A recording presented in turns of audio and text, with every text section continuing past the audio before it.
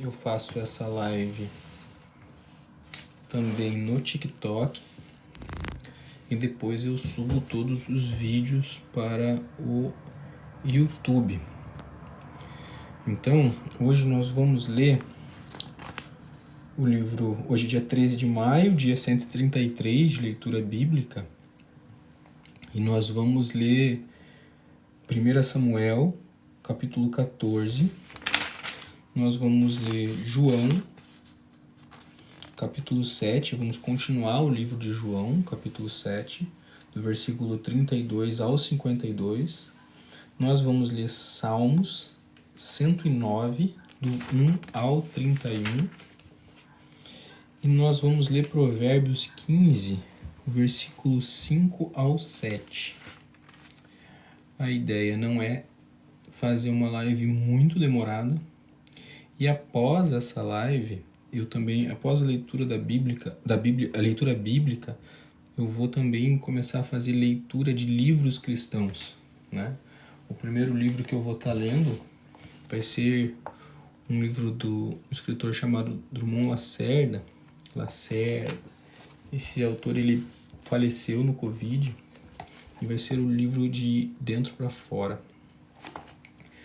Esse vai ser o primeiro livro que eu vou estar lendo na Twitch, beleza? Fazendo a live de leitura dele. Então vamos à leitura de hoje. 1 Samuel, capítulo 14. Um dia, Jonatas, filho de Saul, disse a seu jovem escudeiro: venha, vamos até a guarnição dos filisteus que está do outro lado. Porém, ele não contou isso ao seu pai. Saul se encontrava na extremidade de Gibeá, debaixo da romanceira em Migron, e o povo que estava com ele eram cerca de 600 homens. Aliás, filho de Aitube, irmão de Icabô, filho de Finéias, filho de Eli, sacerdote do Senhor em Siló, trazia a estola sacerdotal. O povo não sabia que Jonatas tinha ido. Entre os desfiladeiros pelos quais Jonatas procurava passar a guarnição dos filisteus, havia um penhasco íngreme de um lado e outro penhasco íngreme do outro lado. Um se chamava Bozés, o outro Sené.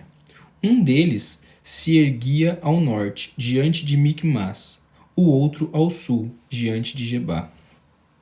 Jonatas disse ao seu escudeiro: venha, vamos até a guarnição desses incircuncisos. Talvez o Senhor nos ajude, porque nada pode impedir o Senhor de livrar, seja com muitos ou com poucos. Então o escudeiro disse: faça tudo o que estiver no seu coração. Eu estou com você e farei o que você decidir. Jonatas respondeu: então vamos atravessar na direção daqueles homens e deixar que eles nos vejam. Se nos disserem assim: fiquem parados até que cheguemos perto de vocês, então ficaremos onde estamos e não subiremos a eles. Porém, se disserem: subam até aqui, então subiremos, pois o Senhor os entregou em nossas mãos. Isso nos servirá de sinal. Quando os dois se deixaram ver pela guarnição dos filisteus, esses disseram: eis que os hebreus estão saindo dos buracos onde estavam escondidos. Então os homens da guarnição disseram a Jonatas e ao seu escudeiro: subam até aqui e nós daremos uma lição em vocês. Então Jonatas disse ao escudeiro: venha atrás de mim, porque o Senhor os entregou nas mãos de Israel. Então Jonatas subiu engatinhando, e o seu escudeiro foi atrás. Os filisteus caíram diante de Jonatan, e o seu escudeiro os matava atrás dele. Neste primeiro ataque, Jonatan e seu escudeiro mataram perto de 20 homens numa pequena área de terra. Houve grande espanto no arraial, no campo e entre todo o povo. Também a guarnição e os saqueadores tremeram, até a terra tremeu. Foi um tremor causado por Deus. Em Gibeá de Benjamim, as sentinelas de Saul olharam, e eis que a multidão dos filisteus se dispersava, correndo uns para cá e outros para lá. Então Saul disse ao povo que estava com ele: contem os soldados e vejam quem é que saiu do acampamento. Contaram, e eis que nem Jonatas nem o seu escudeiro estavam ali. Saul disse a Aias: traga aqui a arca de Deus. Isso porque naquele dia estava com os filhos de Israel. Enquanto Saul falava ao seu sacerdote, o alvoroço que vinha no arraial dos filisteus aumentava cada vez mais. Então Saul disse ao sacerdote: desista de trazer a arca. Saul e todo o povo que estava com ele se reuniram e foram à batalha. E eis que a espada de um era contra o outro, e houve grande tumulto. Também os hebreus que anteriormente haviam estado com os filisteus e que tinham ido com eles ao arraial, também esses se juntaram com os israelitas que estavam com Saul e Jonatã. Quando todos os homens de Israel que estavam escondidos na região montanhosa de Efraim ouviram que os filisteus estavam fugindo, também eles entraram na batalha e os perseguiram. Assim o Senhor livrou Israel naquele dia, e a batalha passou além de Bet-Avém. Naquele dia, os homens de Israel estavam angustiados, porque Saul havia levado o povo a fazer um juramento dizendo: maldito o homem que comer algo antes do anoitecer, antes de eu me vingar dos meus inimigos. Por isso todo o povo se absteve de comer naquele dia. Todo o povo chegou a um bosque onde havia mel no chão.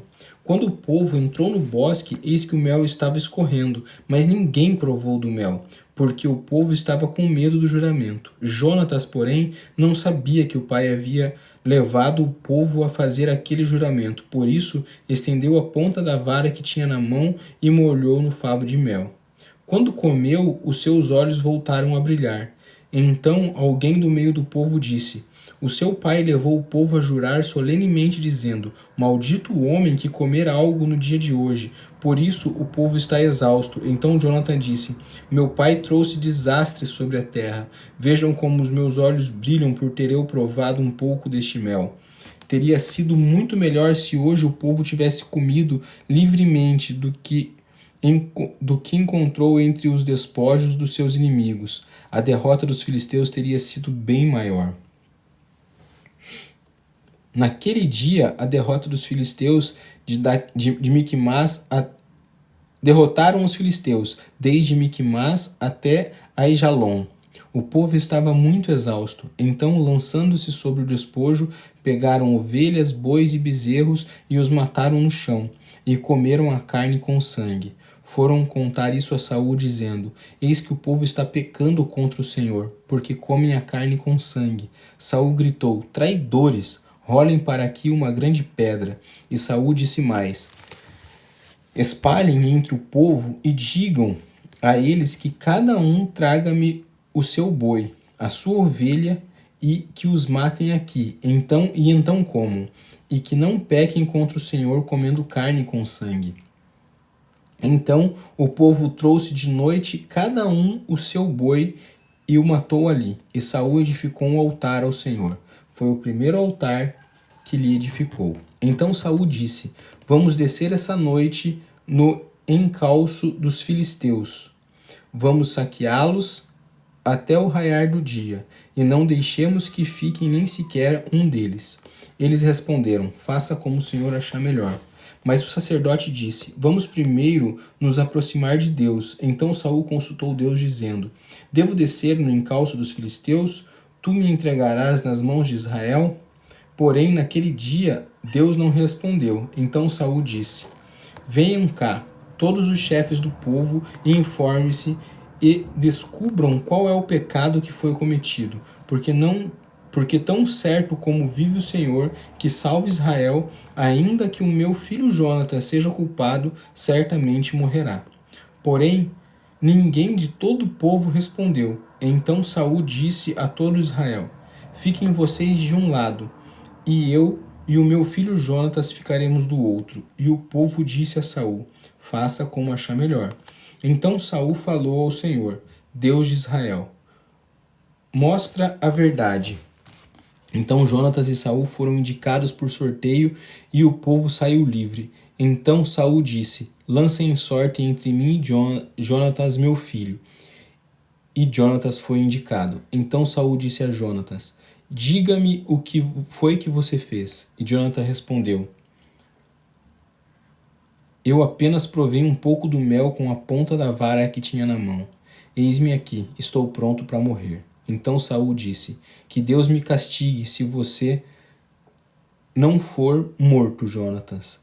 Porém, o povo disse a Saul: Como é que Jonathan pode ser morto?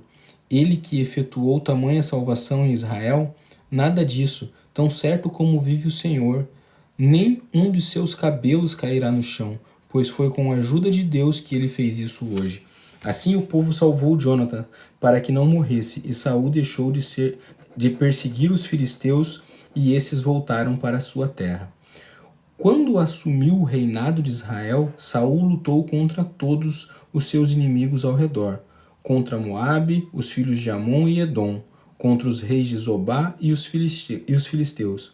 E para onde quer que voltava era vitorioso. Lutou com coragem, derrotando os amalequitas e libertando Israel das mãos dos que o saqueavam. Os filhos de Saul eram Jonatas, Isvi e Malquissua. Os nomes de suas duas filhas eram Merabe e a mais velha Mical. A mais nova, Merabe a mais velha e Mical a mais nova. A mulher de Saul se chamava Ainoã, filha de Aimaas. O nome do general do seu exército era Abner, filho de Ner, tio de Saul. Quis era pai de Saul, e Ner, pai de Abner, era filho de Abiel. Durante todo o reinado de Saul, houve forte guerra contra os filisteus. Por isso, sempre que via um homem forte e valente, Saul o agregava a si. João 7, versículo 32. Os fariseus, ouvindo a multidão murmurar essas coisas a respeito de Jesus, juntamente com os principais sacerdotes, enviaram guardas para o prender. Jesus disse: Ainda por um pouco de tempo estou com vocês, e depois irei para junto daquele que me enviou. Vocês irão me procurar, mas não me acharão. Vocês também não poderão ir para onde eu estou. Então os judeus disseram uns aos outros: Para onde ele irá que não possamos achar? Será que ele pretende ir para a diáspora entre os gregos, a fim de ensinar os gregos? Que significa isso que ele diz? Vocês irão me procurar, mas não me acharão? Vocês também não poderão ir para onde eu estou? No último dia, o grande dia da festa, Jesus se levantou e disse em voz alta: Se alguém tem sede, venha a mim e beba. Quem crer em mim, como diz a Escritura, do seu interior fluirão rios de água viva. Isso ele disse a respeito do Espírito que os que nele crescem haviam de receber, pois o Espírito até aquele momento não tinha sido dado, porque Jesus ainda não havia sido glorificado. Quando ouviram essas palavras, alguns do meio do povo diziam: Este é verdadeiramente o profeta. Outros diziam: Ele é o Cristo. Outros, porém, perguntavam: Por acaso o Cristo virá da Galiléia? Não diz as Escrituras que o Cristo vem da descendência de Davi, da aldeia de Belém, de onde era Davi? Assim houve divisão entre o povo por causa dele. Alguns queriam prendê-lo, mas ninguém lhe pôs as mãos. Os guardas voltaram à presença dos principais sacerdotes e fariseus, e estes lhes perguntaram: Por que vocês não o trouxeram? Eles responderam: Jamais alguém falou como este homem. Os fariseus disseram aos guardas: Será que também vocês foram enganados? Por acaso alguma das autoridades ou algum dos fariseus creu nele? Mas esse povo que nada sabe da lei é maldito. Nicodemos, um deles, que antes tinha ido conversar com Jesus, perguntou-lhes: Será que a nossa lei condena um homem sem primeiro ouvi-lo e saber o que ele fez? Eles responderam: Por acaso também você é da Galiléia? Examine e verá que da Galiléia não se levanta profeta. Salmos 109, do 1 ao 31. Ó Deus do meu louvor, não te cales, pois contra mim se abriram lábios maldosos e fraudulentos. Com a língua mentirosa falaram contra mim. Cercaram-me com palavras odiosas e me atacaram sem motivo. Em paga do meu amor me hostilizaram. Eu, porém, oro. Pagaram-me o bem com o mal, o amor com o ódio.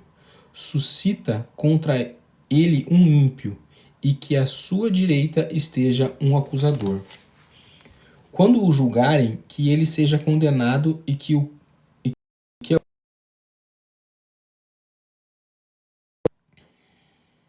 a oração dele seja como o pecado. Sejam poucos os seus dias, e outro tome o seu encargo. Fiquem órfãos os seus filhos e viúva sua esposa. Andem errantes os seus filhos e mendiguem e sejam expulsos das ruínas das suas casas.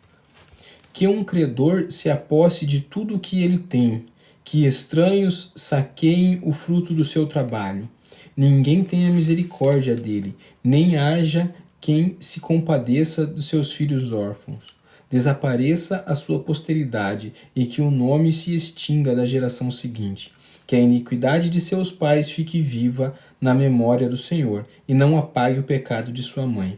Permaneçam ante os olhos do Senhor, para que faça desaparecer da terra sua memória.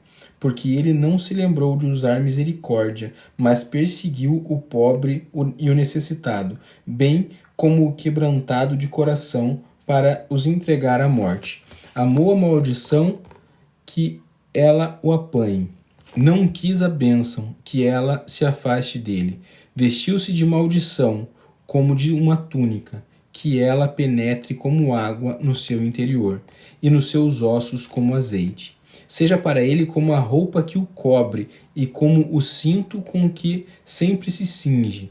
Que esta seja a parte do Senhor, a recompensa dos que me acusam e dos que falam mal de mim.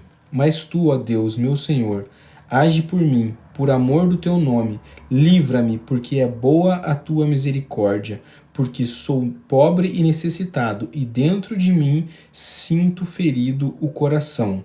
Vou passando com a sombra que declina. Sou atirado para longe como um gafanhoto. De tanto jejuar, os meus joelhos vacilam e o meu corpo definha de magreza. Tornei-me para eles objeto de zombaria. Quando me veem, balançam a cabeça. Socorre-me, Senhor, meu Deus, salva-me, segundo a tua misericórdia, para que saibam que isso vem das tuas mãos, que tu, Senhor, o fizeste. Amaldiçoem eles, mas tu abençoa. Sejam envergonhados os que se levantam contra mim. Alegre-se, porém, o teu servo. Cubra-se de vexame os meus adversários, e a sua própria vergonha os envolva como um manto. Muitas graças darei ao Senhor com os meus lábios. Eu o louvarei por meio da multidão, porque ele se opõe à direita do pobre, para o livrar daqueles que o condenam. Provérbios 15, versículos 5 ao 7. O insensato despreza a instrução de seu pai, mas o que aceita a repreensão consegue a prudência. Na casa do justo há grande tesouro, mas no lucro dos ímpios há infelicidade. A palavra dos sábios difundem o conhecimento, mas o coração dos insensatos não procede assim. É isso, galera. Essa é a leitura de hoje, do dia 133. Amanhã, próximo a esse horário, estarei novamente aqui, fazendo a leitura, a continuidade da leitura. E todos os dias eu farei isso até o dia 31 de dezembro. Valeu? Um grande abraço a todos. Deus abençoe.